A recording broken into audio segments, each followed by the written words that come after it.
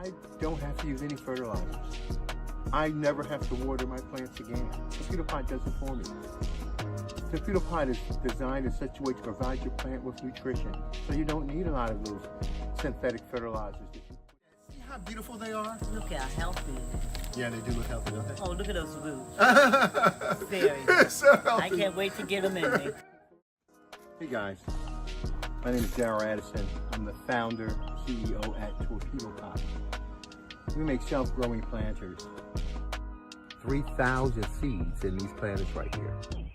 300 seeds in each planter. And they're growing carrots. Torpedopot is designed in such a way to provide your plant with nutrition, so you don't need a lot of those synthetic fertilizers. So we eat the carrot tops as well as the carrot bottoms. This is a lot of food.